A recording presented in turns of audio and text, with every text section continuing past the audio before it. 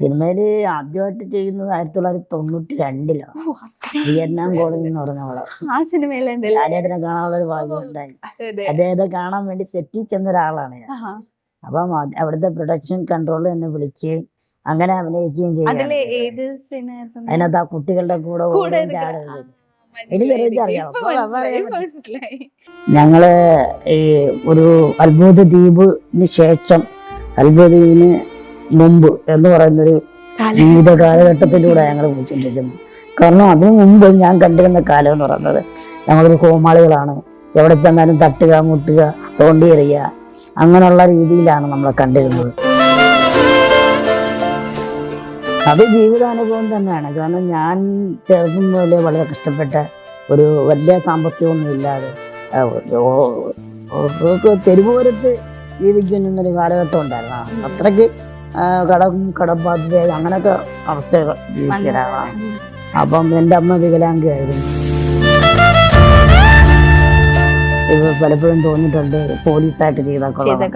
പക്ഷെ ഒരു പോലീസായിട്ട് ഞാൻ വന്നാൽ ജനങ്ങളുടെ ഇടയിൽ അത് അംഗീകരിക്കപ്പെടത്തില്ല. കാരണം നമ്മുടെ ഇതിൽ പോലീസ് സെക്ഷൻ ഇല്ല. മനസ്സിലായി. അപ്പൊ ഒരു നേവിക്കാരനായിട്ട് അഭിനയിക്കണമെന്നുണ്ട്, പക്ഷെ നമ്മൾ ആ സെക്ഷനിലില്ല. പിന്നെ കോംപ്ലാന്റ് പരസ്യത്തിൽ അഭിനയിക്കണമെന്നുണ്ട്, പക്ഷെ ഞങ്ങളെ എടുക്കത്തില്ല. കാരണം അത് പൊക്കം വെക്കാണല്ലോ.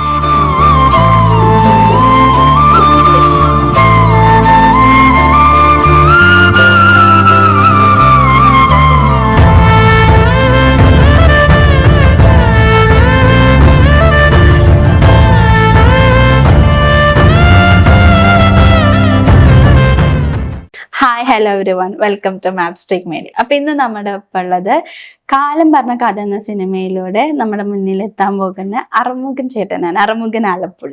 വെൽക്കം. എന്തൊക്കെയുണ്ട് വിശേഷം? നല്ല വിശേഷങ്ങൾ. അപ്പൊ കാലം പറഞ്ഞ കഥ എന്ന് പറഞ്ഞ സിനിമ 6 ഫെബ്രുവരി റിലീസിന് റെഡി ആയിട്ടേക്കുവാണ്. അപ്പൊ ഈ സിനിമയിൽ എന്ത് കഥാപാത്രമായിട്ടാണ് എത്തുന്നത്? ഞാൻ ഒരു ഗുണ്ട സെറ്റപ്പാണ്. ഒരു വടിവാൾ സുകുമാരൻ എന്ന് പറഞ്ഞൊരു ഗുണ്ടയെ കാണിക്കുന്നുണ്ട്. അദ്ദേഹത്തിന്റെ ശിഷ്യനായിട്ടാണ് ഞാൻ ഇതിനകത്തുള്ളത്. എന്റെ ഒരു ശിഷ്യനുണ്ട്, അതാണ് കോബ്ര രാജേഷ്. കുറെ ശിഷ്യന്മാരും ആശാനും തമ്മിലുള്ള സംഭവം. ഒരു ഗുണ്ട സെറ്റപ്പ്, ആശാൻ ശിഷ്യൻ തമ്മിൽ. അപ്പൊ എന്താ ക്യാരക്ടറിന്റെ പേരും? എൻ്റെ പേര് അറുമുഖൻ ഗുണ്ട. അപ്പൊ തന്നെ ഒരു വെയിറ്റ് എങ്ങനെ ഇപ്പൊ കാണുമ്പോ ഭയങ്കര ലോലനായിട്ടുള്ള ഒരാളെ പോലെ ഉണ്ട്. സിനിമയിൽ എങ്ങനെയാണ്? സിനിമയിൽ ഇച്ചിരി ഞാൻ ഞങ്ങള് ശരിക്കും പറഞ്ഞാൽ ഞങ്ങളെ ദൗത്യം കോമഡി ആണെങ്കിൽ പോലും അതിനകത്ത് അവിടെ ചെന്നപ്പോ എല്ലാം ഞങ്ങള് സീരിയസ് ആയി. ഞങ്ങള് ചെയ്യുന്നത് പിന്നെ കോമഡി ആകാന്നുള്ള സംഭവമാണ്. അപ്പൊ നമ്മളെ പോലുള്ളവർ ചെയ്യുമ്പോ അതൊരു കോമഡി ആകും.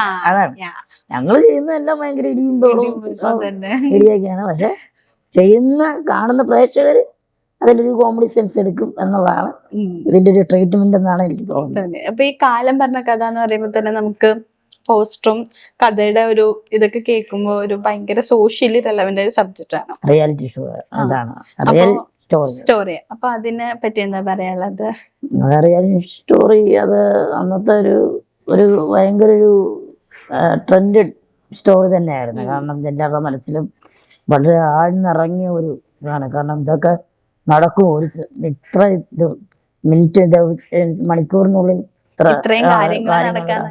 ഒരാൾ ചെയ്യുന്നു, അതിന് എന്തായിരിക്കും അങ്ങനെ എന്നൊക്കെ അവരുടെ ആ ബന്ധങ്ങളുടെ മാനസികാവസ്ഥ, ആ ജനങ്ങളുടെ മാനസികാവസ്ഥ, അത് കണ്ടുകൊണ്ടും കേട്ടുകൊണ്ടിരുന്ന നമ്മുടെ മാനസികാവസ്ഥ എല്ലാത്തിനെയും പിടിച്ചൊലച്ചൊരു സ്റ്റോറിയാണ്. അപ്പൊ ആ ഒരു സ്റ്റോറി ഇവർ സിനിമയാക്കി എന്ന് അറിഞ്ഞപ്പോ തന്നെ നമുക്ക് അതിൽ ഒരു ഭയങ്കര പ്രത്യേകത തോന്നിയായിരുന്നു. അപ്പം ഞാൻ കഥയൊന്നും കേട്ടിട്ടില്ല. ഞാൻ അദ്ദേഹം അഭിനയിക്കാൻ വിളിച്ചു ചെന്നു. അവിടെ വന്നിട്ടാണ് പിന്നീടാണ് അറിയുന്നത്. ക്യാരക്ടർ ഗുണ്ടയാണെന്ന് പറഞ്ഞപ്പോ എനിക്ക് ശരിക്കും ഞാനൊരു ഗുണ്ടയായിട്ട് അഭിനയിച്ചിട്ടുണ്ട്. കുട്ടിയും കോലും എന്ന് പറഞ്ഞ പക്രുബാന തല്ലാനായിട്ട് വരുന്നൊരു ഗുണ്ട, തവക്കള ഷാജി എന്ന് പറഞ്ഞ ഒരു ക്യാരക്ടർ ചെയ്തിട്ടുണ്ട്. അപ്പൊ സീരിയസ് ആയിട്ടുള്ള ഗുണ്ട, അത് സീരിയസ് ഗുണ്ട തന്നെയാണ്. അപ്പൊ ഇപ്പം ഗുണ്ട എന്ന് പറയുമ്പോ നമുക്കൊരു ഭയങ്കര ദേഷ്യം കാണിക്കണം അല്ലെങ്കിൽ വയലൻസ് ഒക്കെ കാണിക്കണം. അപ്പൊ ഇങ്ങനെ അങ്ങനത്തെ ക്യാരക്ടേഴ്സ് ഒക്കെ വരുമ്പോ തോന്നാറുണ്ട് എന്നെ കൊണ്ട് പറ്റും, ഗുണ്ടൊക്കെ സെറ്റ് ആവോന്ന്. അത് ഈ വേറൊരു കാര്യം, എന്നെ സംബന്ധിച്ചിടത്തോളം ഈ ഗുണ്ട സെറ്റപ്പ് സംഭവം ചെയ്യാൻ ഭയങ്കര ഇഷ്ടപ്പെട്ട ഒരാളാണ്. എനിക്ക് തോന്നുന്നു അതുകൊണ്ടായിരിക്കും എന്നെ തേടി അത് തന്നെ വരുന്നത്. കാരണം നമുക്കൊരു നായിക കഥാപാത്രമാണെങ്കിൽ അധികം ഫേസ് എക്സ്പ്രഷൻസ് അത്രയില്ല. ഗുണ്ട സെറ്റപ്പ് ആണെങ്കിൽ ഒരു ഇങ്ങനെയൊക്കെ ആളല്ലേ ഇങ്ങനെ ഗുണ്ടാവുന്നേ. ഇപ്പൊ നമ്മൾ സംസാരിച്ച മൊത്തത്തോ ചിരി മായുന്നില്ല. അങ്ങനത്തെ ആള് ഗുണ്ടാവുന്ന എനിക്ക് ആലോചിക്കുമ്പോ അത് ചിലപ്പോ നമ്മളെ കൊണ്ട് അത് ചെയ്യിക്കുന്നതായിരിക്കും. സിനിമ കരിയറിലേക്ക് നമ്മുടെ ജോലി ആയിക്കൊണ്ട് ആ സമയത്ത് നമ്മൾ പിന്നെ വേറൊരാളാണ്. അതെ, നമ്മള് അഭിനയിക്കുന്ന ഒരു ഷോട്ടിൽ മാത്രമേ ഉള്ളൂ അത്രയാണ്. പിന്നെ വേറൊരാളാണ്. ഇപ്പൊ ചേട്ടന് എനിക്കിപ്പോ പറയണ നമ്മുടെ മലയാളം സിനിമയിലും എക്സ്പെരിമെന്റ് മൂവി ഇഷ്ടംപോലെ ചെയ്യുന്ന ടീമാ. പക്ഷെ ഒരു ജനറേഷനെ തന്നെ അത്രത്തോളം ഇഷ്ടപ്പെട്ട ഒരു സിനിമയിൽ ഭാഗമായ ഒരാളാണ് അത്ഭുത ദ്വീപ്. അപ്പൊ എന്താണ് ആ ഒരു അത്ഭുത ദ്വീപില് ഭാഗമായി സിനിമ, അങ്ങനെയാണ് സിനിമയിലോട്ട് വരുന്നത്? സിനിമയില് ആദ്യമായിട്ട് ചെയ്യുന്നത് 1992 വിയറ്റ്നാം കോളനി എന്ന് പറഞ്ഞ ആ സിനിമയിലെ ലാലേട്ടനെ കാണാനുള്ള ഒരു ഭാഗ്യം ഉണ്ടായി. അദ്ദേഹത്തെ കാണാൻ വേണ്ടി സെറ്റിൽ ചെന്ന ഒരാളാണ് ഞാൻ. അപ്പം അവിടുത്തെ പ്രൊഡക്ഷൻ കൺട്രോളർ എന്നെ വിളിക്കുകയും അങ്ങനെ അഭിനയിക്കുകയും ചെയ്യും. അതിനകത്ത് ആ കുട്ടികളുടെ കൂടെ ചാടുന്നത് എനിക്കറിയാം. അതിന്റെ കൂട്ടത്തിൽ അതിന് വലിയൊരു ഭാഗ്യല്ലേ. അപ്പൊ അന്നൊക്കെ പറഞ്ഞ ഈ സിനിമയുടെ ഒരു മേഖലകൾ എന്താണെന്ന് നമുക്ക് അറിയത്തില്ല. അന്ന് പിന്നെ അത് കഴിഞ്ഞ് പത്രത്തിലൊക്കെ വന്നു. ചെറിയൊരു സംഭവം ചെയ്തിട്ട് പോലും നമ്മളെ പ്രൊമോട്ട് ചെയ്യാനായിട്ട് കുറെ പേരുണ്ടായിരുന്നു ആലപ്പുഴയിലെ നമ്മുടെ സുഹൃത്തുക്കളെല്ലാം.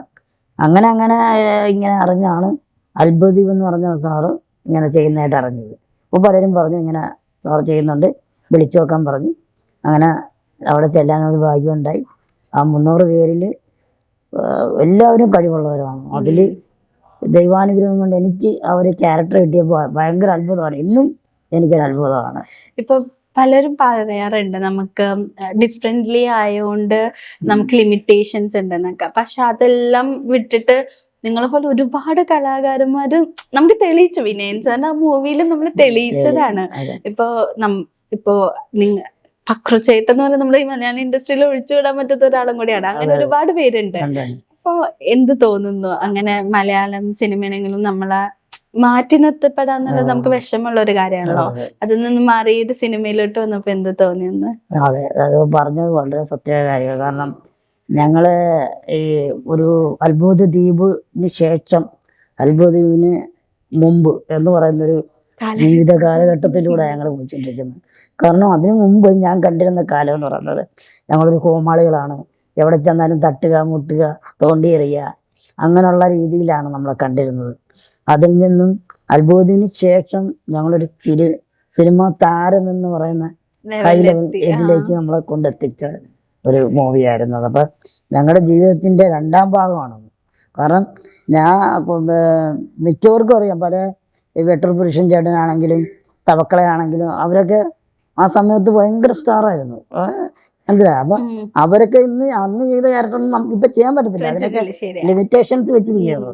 പക്ഷെ ശരിക്കും പറഞ്ഞാൽ നമ്മളെ സിനിമയായിട്ട് തന്നെ ജനങ്ങൾ കാണണം. മനസ്സിലായോ? ഞങ്ങളിപ്പോൾ കോമാളിത്തരം കാണിക്കുന്നു, ഇതാകുന്നു എന്ന് വിചാരിച്ച് നമ്മളങ്ങനെയല്ല. നമ്മൾ പുറത്ത് വരുമ്പോൾ നമ്മളൊരു ആൾ വേറെയാണ്. അപ്പം നമുക്ക് ക്യാരക്ടർ ചെയ്യണം. ഞങ്ങൾ പണ്ട് ഉള്ളവർ ചെയ്ത അതേ ക്യാരക്ടർ തന്നെ ഇപ്പം ചെയ്യണം, കൊടുക്കണം. എന്നാൽ മാത്രമേ ഞങ്ങൾക്ക് പെർഫോം ചെയ്യാൻ പറ്റത്തുള്ളൂ. ഞങ്ങൾക്ക് ഈ വയ്യാത്തവരാണ് അല്ലെങ്കിൽ ഞങ്ങളെ കോമാളിയായിട്ട് ചിത്രീകരിച്ചു കഴിഞ്ഞാൽ മറ്റുള്ളവർക്ക് അതൊരു ബുദ്ധിമുട്ട് വരും, അല്ലെങ്കിൽ ഇത് അങ്ങനെ വിചാരിച്ച് നമ്മൾ അവഗണിക്കേണ്ടവരില്ല. നമ്മൾ സിനിമയായിട്ടും ജീവിതമായിട്ട് കാണുക. മനസ്സിലായോ? ഇപ്പം സ്ത്രീകളെ എന്തെല്ലാം രീതിയിൽ പല രീതിയിൽ കാണിക്കുന്നുണ്ടില്ല, കൊല്ലുന്നുണ്ട്, ഇതുണ്ട്. പക്ഷെ എന്ന് വെച്ച് ഞങ്ങൾ വഴിയെ പോകുന്ന സ്ത്രീകളെല്ലാം നമ്മൾ ആ രീതിയിൽ കാണുന്നില്ലല്ലോ. സിനിമയായിട്ട് തന്നെ കാണാം. സിനിമയിൽ എന്ത് ചെയ്തു, അപ്പം ഞങ്ങൾ കോമാളിത്തരം കാണിക്കും, ഞങ്ങളെ തട്ടുന്നവരുണ്ട്. അതൊക്കെ സിനിമയിൽ ഞങ്ങളുടെ ആവശ്യ ഘടകമാണ്. ഞങ്ങളെ ഒരു ചെറിയൊരു ഇപ്പം ഈ അജയൻ ഭായ് മറ്റേ മീശ മാധവനിലൊക്കെ ചെയ്ത പോലെ തേങ്ങയാണെന്ന് പറഞ്ഞ് പൊതിക്കുമെന്ന് പറഞ്ഞാൽ അതൊക്കെ ജനങ്ങളുടെ മനസ്സിൽ നിന്ന് പോകത്തില്ല. അതുപോലെ ക്യാരക്ടർ ഇനിയും വരണം എന്നുള്ളൊരു ആഗ്രഹം എനിക്ക് ഉണ്ട്. ഇപ്പൊ നമ്മുടെ പക്രു ചേട്ടൻ ഈ അത്ഭുതദ്വീപിൽ പറയുന്നുണ്ട്, ചെറിയ മനുഷ്യന്മാരുടെ ഒരു വലിയൊരു മനസ്സുണ്ട് ഞങ്ങൾക്ക്. അപ്പൊ ശരിക്കും നിങ്ങളെ പോലെയുള്ളവര് ഇപ്പൊ ഡിഫറെന്റ് ആയിട്ട് കാണും അങ്ങനൊന്നും ആഗ്രഹിക്കാണ്ട് ഇപ്പൊ നിങ്ങൾ ഇപ്പൊ സിനിമകൾ ചെയ്യുമ്പോഴും ഒരുപാട് നല്ല കലാകാരന്മാരുണ്ട്, അതിൽ മനസ്സിൽ നിൽക്കുന്ന ഒരുപാട് ക്യാരക്ടേഴ്സ് ഒക്കെ ചെയ്യുന്നവരാണ്. അപ്പൊ എന്ത് ടൈപ്പ് ക്യാരക്ടർ ചെയ്യണമെന്നാണ് ആഗ്രഹം? എനിക്ക് എന്ത് ടൈപ്പ് എന്ന് പറഞ്ഞാൽ അത് ലിമിറ്റേഷൻസ് ഇല്ല. നമുക്ക് എത്ര ക്യാരക്ടർ എന്തൊക്കെ ചെയ്താലും നമുക്ക് ലിമിറ്റേഷൻസ് ഇല്ല കുറെ കാര്യങ്ങൾ. അപ്പൊ ഇപ്പൊ പലപ്പോഴും തോന്നിയിട്ടുണ്ട് പോലീസായിട്ട് ചെയ്താൽ കൊള്ളാം. പക്ഷെ ഒരു പോലീസായിട്ട് ഞാൻ വന്നാൽ ജനങ്ങളുടെ ഇടയിൽ അത് അംഗീകരിക്കപ്പെടത്തില്ല. കാരണം നമ്മുടെ ഇതിൽ പോലീസ് സെക്ഷൻ ഇല്ല, മനസ്സിലായി. അപ്പൊ ഒരു നേവിക്കാരനായിട്ട് അഭിനയിക്കണമെന്നുണ്ട്, പക്ഷെ നമ്മൾ ആ സെക്ഷനിലില്ല.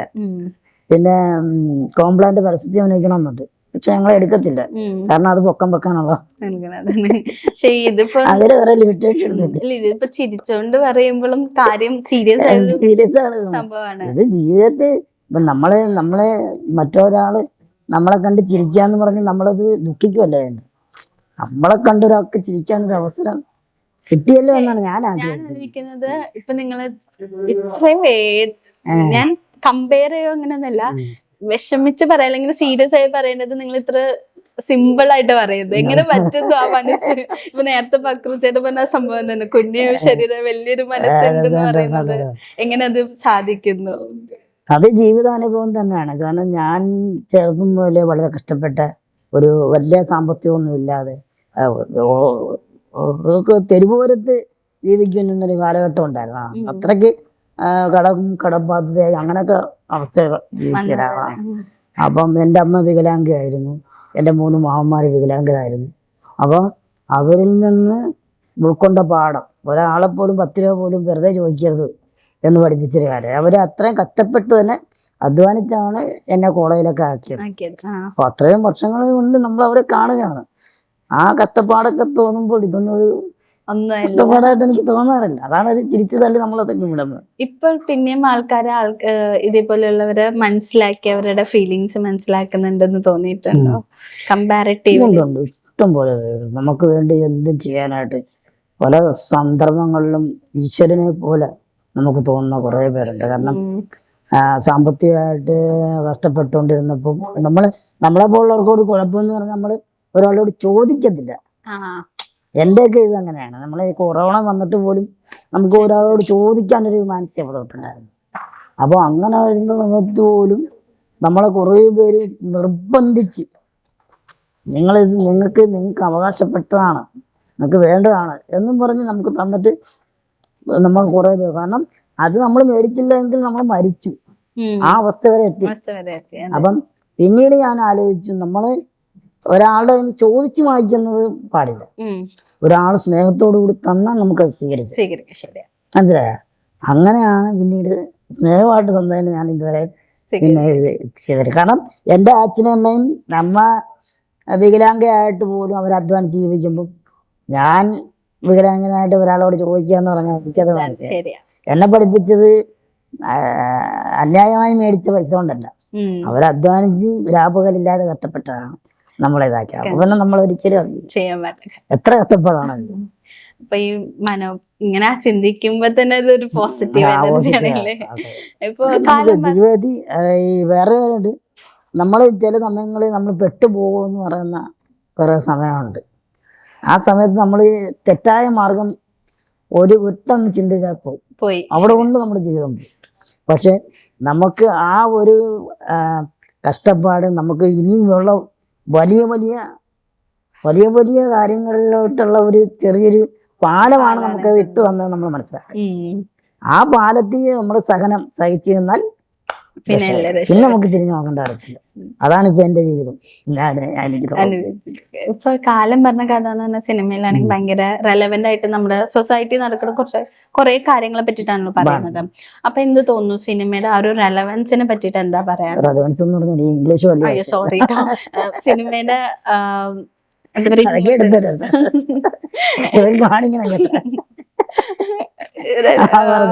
സിനിമയുടെ റെലവൻസ് കൊണ്ട് ഉദ്ദേശിച്ചത് മോക്കും അറിയത്തില്ല. ആ സിനിമയുടെ പ്രാധാന്യം ലൈക്ക് ഇപ്പൊ നമ്മുടെ സൊസൈറ്റിയിൽ നടക്കുന്ന ഇഷ്യൂ ആണല്ലോ. അപ്പൊ അത് വരുമ്പോ എന്തിനൊക്കെ പറ്റിയിട്ട് സംസാരിക്കുന്ന അങ്ങനത്തെ രീതിയിലാവും. ഇത് ഇപ്പം ഞാൻ കണ്ടൊരു കാര്യം എന്ന് പറഞ്ഞാൽ നമ്മളൊരു റിയാലിറ്റി ആണല്ലോ, ഇതൊരു റിയാലിറ്റി ആയിട്ടുള്ള ജീവിതത്തെയും മനുഷ്യനെ സ്പർശിച്ചൊരു സംഭവമാണ്. അപ്പം അത് സിനിമയിലൂടെ വരുമ്പോൾ ആ സിനിമയിൽ നിന്ന് ഈ കാലഘട്ടത്തിൽ നമുക്ക് നടക്കുന്ന കാര്യങ്ങൾ ഇങ്ങനെയൊക്കെ സമൂഹത്തുണ്ട്, അത് എന്തുമാത്രം നമുക്ക് പാടില്ല. ജീവിതത്തിൽ നമ്മൾ ഒരു സന്ദർഭത്തിലും അങ്ങനെ ഒരു പൊസിഷനിലിട്ട് നമ്മൾ പോകരുത്. ഇങ്ങനെയും ജനങ്ങളുണ്ട്, ജീവിതമുണ്ട് എന്ന് പഠിപ്പിക്കുകയും കൂടിയാണ്. അതുമാത്രമല്ല നമ്മൾ സമൂഹവും ഒരു ആളെ കുറ്റക്കാരനാക്കുന്നുണ്ട് നമ്മളറിയാതെ തന്നെ, മനസ്സിലായോ? അപ്പം നമ്മൾ സമൂഹത്തിനെയും പഠിപ്പിക്കുക അല്ലെങ്കിൽ നമ്മളെ പഠിക്കുക എന്നുള്ളൊരു ഉദ്ദേശത്തിലാണ് ഈ ഒരു പടത്തിൻ്റെ ഒരു പോക്കെന്നാണ് എനിക്ക് തോന്നുന്നത്. അപ്പൊ ഈ വെഞ്ഞാറമ്മൂട് കേസിനെ പറ്റിയിട്ട് അറിയാവോ? ഒരു കൊച്ച് ഒരുപാട് പേര് കൊന്നത് അതുമായിട്ട് റിലേറ്റഡ് ആണ് എന്ന് നമുക്ക് പെട്ടെന്ന് കണ്ടപ്പോ തോന്നി. അപ്പോ ഇപ്പൊ മിക്ക പിള്ളേരും ഡ്രഗ്സ് അങ്ങനത്തെ കുറെ കാര്യങ്ങൾ ഉപയോഗിച്ചിട്ട് നശിക്കുന്ന ഒരു തലമുറ ആയി മാറുന്നു എന്ന രീതിയിലോട്ട് പോകുന്നുണ്ട്. അപ്പൊ അതിനെ പറ്റി എന്താ പറയാനുള്ളത്? അതിനെക്കുറിച്ച് എന്നോർത്താൽ ശരിക്കും പറഞ്ഞാൽ ശക്തമായ നിയമ നടപടികൾ കൊണ്ട് നമുക്ക് നിർത്താവുന്ന കാര്യമുള്ളൂ. കാരണം നമുക്ക് ഇപ്പം മദ്യം വിൽക്കുന്നുണ്ട്, അതിൻ്റെ കമ്പനിയെ അവർ നിർത്തുന്നില്ല, കമ്പനിയെ നിർത്താൻ പറ്റുന്നില്ല, പക്ഷെ മദ്യം ഹാനികരമാണെന്ന് മാത്രം എഴുതി വെക്കുന്നു. അപ്പോൾ ഉപയോഗിക്കാനുള്ള അവസരമുണ്ട്, എന്നാൽ കമ്പനി നിർത്തുന്നത്. കമ്പനി പൂട്ടിക്കഴിഞ്ഞാൽ നിർത്താവുന്ന കാര്യമുള്ളൂ, മനസ്സിലായോ? അപ്പം ഇതുപോലെ തന്നെയാണ് ഓരോ സോഴ്സിനും നിർത്തുന്നതിൻ്റെ ലിമിറ്റേഷൻസ് ആണ്. നമുക്ക് ഈ ഒഴുകി വരുന്നതിന് തടയിട്ട് വെക്കാനും നമുക്ക് പറ്റുന്നുള്ളൂ. എവിടെ നിന്നാണ് ഒഴുകുന്നത് അത് തടയാൻ നമുക്ക് സാധിക്കില്ല, മനസ്സിലായോ? അപ്പം നമ്മൾ ആ തടയുന്നത് സ്ട്രോങ് ആക്കുക, അതാ ഇവിടെ നമുക്ക് ചെയ്യാൻ പറ്റില്ല. എൻ്റെ ഒരു കാഴ്ചപ്പാട് അതാണ്. കാരണം പൂർണ്ണമായിട്ട് നിരോധിക്കാൻ പറ്റത്തില്ലെന്ന് നമ്മൾ കണ്ടു കഴിഞ്ഞു, നമ്മളെല്ലാവർക്കും മനസ്സിലായത്. പൂർണ്ണമായിട്ട് ഒരിക്കലും നമുക്ക് പൂർണ്ണമായിട്ട് നിർത്തിയാൽ അതിനും വലിയ അപകടങ്ങളിലേക്ക് നമ്മൾ കൊണ്ടുവന്നെത്തി. കാരണം ഒരുവിധം സ്പ്രെഡായിപ്പോയി, എല്ലായിടത്തും സ്പ്രെഡായിപ്പോയി. അപ്പോൾ അതിനെ ഇനി സ്ട്രോങ് ആയിട്ട് നിയമസംഹിതകൾ കൊണ്ടും നമ്മുടെ സമൂഹത്തിൻ്റെതായ എന്താ പറയുക അവരെ പറഞ്ഞ് മനസ്സിലാക്കുന്നതിനും കൂടെ ഇനി അതിനെ നമുക്ക് ഇതാക്കാൻ പറ്റത്തില്ല. അത് കാലേ തുഴഞ്ഞാൽ കരക്കണേ. ഓരോ വ്യക്തികളും തീരുമാനിക്കണം നമ്മളിത് വേണ്ട, നമ്മൾ തെറ്റാണ് എന്ന് മനസ്സുറച്ച് ചിന്തിച്ച് എത്തിയത്. അപ്പോ എല്ലാരും കാത്തിരിക്കുന്ന സിനിമയാണ് അത്ഭുതത്തെ പറ്റുമോ? അപ്പൊ എങ്ങനെയാണ് ആ സിനിമ നമ്മളിലേക്ക് പെട്ടെന്ന് ഷൂട്ടിംഗ് തുടങ്ങിയോ? ദൈവാനുഗ്രഹം ആണ്. കാരണം അത്ഭുതദ്വീപ് എന്ന് പറയുന്നത് ഞങ്ങളുടെ ജീവിതം മാറ്റിമറിച്ച. അപ്പം അത്ഭുതദ്വീപിന്റെ സെക്കൻഡ് വരിക എന്ന് പറയുന്നത് ഞങ്ങളുടെ ഉള്ളിലെ ആഹ്ലാദം എത്ര എന്ന് പറഞ്ഞ് അറിയിക്കാൻ പറ്റുന്നില്ല. അപ്പോൾ വിനോദ് സാർ അത് അനൗൺസ് ചെയ്തു. അത് എൻ്റെ പണിപ്പുരകൾ നടന്നുകൊണ്ടിരിക്കുകയെന്നാണെന്ന് അറിഞ്ഞത്. പഴയ ടീം തന്നെ വീണ്ടും നമുക്ക് കാണാൻ പറ്റുമെന്ന് തന്നെ അറിയാം. പക്ഷെ ജഗതി ചേട്ടനെ പോലുള്ള അതിൻ്റെതായ കലാകാരന്മാരില്ലാത്തതിൻ്റെ ഒരു ഇതുണ്ടായിരിക്കും. അതൊരു വിഷമമാണ്. എന്നാൽ തന്നെ ഈ സിനിമ വേറൊരു കാര്യമുണ്ട്. അന്നെന്ന് പറഞ്ഞാൽ നമുക്കൊരു ഈ ആനിമേഷൻ സെറ്റപ്പ് ഇല്ല, മനസ്സിലായ? അന്നെന്ന് പറഞ്ഞാൽ നാച്ചുറൽ, ഒരുവിധം നാച്ചുറൽ ആയിട്ടുള്ള കാര്യങ്ങളിൽ കൊണ്ട് ഇതാക്കുന്നത്. പക്ഷെ ഇന്നെന്ന് പറഞ്ഞാൽ ഹൈലി ഇതിൽ തന്നെ ചെയ്യാവുന്ന ഭയങ്കര ആനിമേഷൻ സെറ്റപ്പിൽ തന്നെ ചെയ്യുന്നതാണ് എനിക്ക് തോന്നുന്നത്. ഇപ്പൊ ഹോളിവുഡിലൊക്കെ പറയുന്ന ഒരു ടൈപ്പ് കഥയായിരുന്നു ശരിക്കും പറഞ്ഞാൽ അത്ഭുതദ്വീപ്. ചെറിയ മനുഷ്യരും പിന്നെ അതിലും വലിയ മനുഷ്യരും. പക്ഷെ അത് ശരിക്കും നമ്മുടെ എല്ലിപ്പുട്ട് അതന്നെ ആദ്യത്തെ ഇതില്. അപ്പം ഇപ്പൊ ശരിക്കും പറഞ്ഞാൽ നമ്മുടെ റിയൽ ലൈഫിൽ ഇതേപോലെ ആൾക്കാരുണ്ട്, അവരെ കൊണ്ട് ചെയ്യാൻ പറ്റുമെന്ന് കാണിക്കുമ്പോ തന്നെ അതൊരു വേറൊരു നമുക്ക് പറയാ എന്താ പറയാ മലയാള ചരിത്രത്തിന്റെ ഒരു ഇമ്പോർട്ടൻസ് സിനിമ. ഒരു സത്യം പറയട്ടെ, ഞാൻ ശരിക്കും പറഞ്ഞാൽ ഈ അത്ഭുതദ്വീപിന് മുമ്പ് എന്നെ ഒരു ഹോളിവുഡ് ഇതിനകത്ത് സെലക്ട് ചെയ്തതാണ്. അതെ, അത് ഗോഡ്സ് ഓഫ് ദി റിംഗ് എന്ന് പറഞ്ഞൊരു പടം ഇറങ്ങിയായിരുന്നു. അപ്പൊ അതിൻ്റെതായ ഇത് കണ്ടുകൊണ്ട് സമീർ ഭരദ്വാജ് എന്ന് പറഞ്ഞിട്ട് ഡൽഹിയിലെ ഒരു ഡയറക്ടർ, അദ്ദേഹം ഇന്റർനെറ്റിലൂടെ പരസ്യപ്പെടുത്തി ഇങ്ങനെ പൊക്കം കുറഞ്ഞ ഒരാഴ്ച കൊണ്ട് ഇങ്ങനെ പൊക്കം കുറഞ്ഞവരുടെ ഹോളിവുഡ് പടം ഇറങ്ങാൻ പോവുകയാണ്. അതുകൊണ്ട് അതിനെ താല്പര്യമുള്ളവർ അയക്കാന്ന് പറഞ്ഞിട്ട് അങ്ങനെ നെറ്റിലൂടെ ആയിരുന്നു. അങ്ങനെ ഞാനും ഇമെയിൽ അയച്ചു, എനിക്ക് സെലക്ഷൻ കിട്ടിയതാണ്. പക്ഷെ അത് കഴിഞ്ഞാണ് അത്ഭുതദ്വീപ് ഇവിടെ തുടങ്ങിയത്. അപ്പൊ അവിടുത്തെ ഇത് അവർ ചിലപ്പോ ചിന്തിച്ചു കാണും, അത്ഭുതദ്വീപ് ഇറങ്ങിയല്ലോ, അങ്ങനെയാണോ എന്താണെന്ന് അറിയത്തില്ല. ആ ഒരു പ്രോജക്റ്റ് പിന്നെ അത് ഉപേക്ഷിച്ചു. അപ്പൊ പക്ഷെ അവിടെ പോയാലും ഇവിടെ അങ്ങനെ മനസ്സിൽ വെക്കുന്ന ഒരു സിനിമ നമുക്ക് ഉണ്ട്, നമുക്ക് കിട്ടി. അത് ദൈവാനുഗ്രഹമാണ്. കാരണം അത് മാത്രമല്ല, അതിനകത്ത് നല്ലൊരു ക്യാരക്ടർ എനിക്ക് ജഡരാജകുമാരൻ എന്ന് പറഞ്ഞൊരു ക്യാരക്ടർ, പിന്നെ ഒരിടത്തൊരിടത്തു നിന്നുള്ള പാട്ട് സീനിൽ മുട്ടയടിച്ചിട്ട് 2 തടി വണ്ണമുള്ള ഇടിക്കുന്ന ഒരു സീനുണ്ട്. അപ്പൊ അങ്ങനെ 2 റോളാണ് എനിക്ക് അദ്ദേഹം തന്നത്. അപ്പൊ എല്ലാം കൊണ്ടും അത്ഭുതദ്വീപ് ഇറങ്ങിയത് നമുക്ക് വലിയൊരു മാറ്റമാണ് ഉണ്ടായത്. പക്ഷെ ബോളിവുഡിൽ ഇറങ്ങിയിരുന്നെങ്കിൽ അത് വേറൊരു ചരിത്രം ഉണ്ടായത്.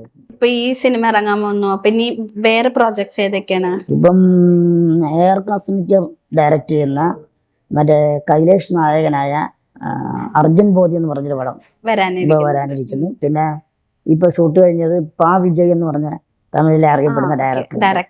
അദ്ദേഹത്തിന്റെ പടത്തിന്റെ പേര് ഇട്ടിട്ടില്ല, സത്യരാജ് സാറാണ് അതിന്റെ നായകൻ. തമിഴ് മൂവി അതിപ്പോ തീർന്നു കഴിഞ്ഞു.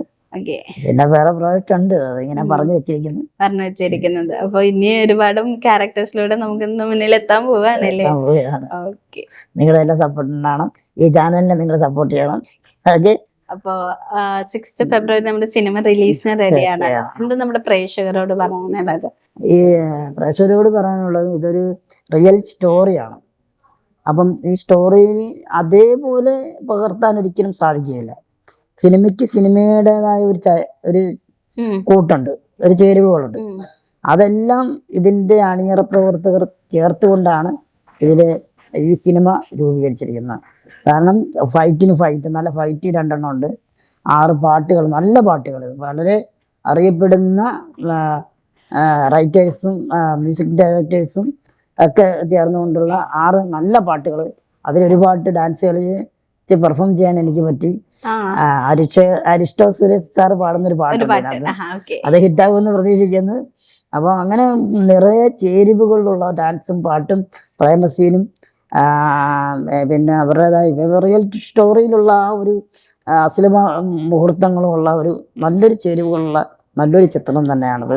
ദൈവം അനുഗ്രഹിച്ചാൽ നിങ്ങളെയൊക്കെ സപ്പോർട്ട് ഉണ്ടെങ്കിൽ ഈ പടം ഹിറ്റായിരിക്കും എന്ന് പ്രതീക്ഷിക്കുന്നു. നിങ്ങൾക്കറിയാം, പുലിമുരുകനിൽ അഭിനയിച്ച അജാസ് അന്നേ ആ പടത്തിന്റെ മെയിൻ സ്ട്രീമിൽ വന്നൊരു കുട്ടിയാണ്. ആ കുട്ടിയെ നിങ്ങളാണ് കൊണ്ടുവന്നത്. അതുപോലെ തന്നെ ആ പടത്തിനുണ്ടായ സപ്പോർട്ട് ഈ പടത്തിനും ഉണ്ടാകണം എന്ന് താഴ്മയായി അപേക്ഷിക്കുക. അപ്പൊ ഈ പറഞ്ഞ പോലെ സിനിമയും വൻ ഹിറ്റ് ആവട്ടെ എന്ന് ആശംസിക്കുന്നു. ഇപ്പൊ ചേട്ടനാണെങ്കിലും അതേപോലെ ഇപ്പൊ നമ്മൾ അത്ഭുതദ്വീപ് 2 വെയിറ്റ് ചെയ്യുവാണ്. അതേപോലെ വെറൈറ്റി ക്യാരക്ടേഴ്സിൽ നമ്മുടെ മുന്നിൽ എത്തട്ടെ എന്ന് ആശംസിക്കുന്നു. Thank you so much.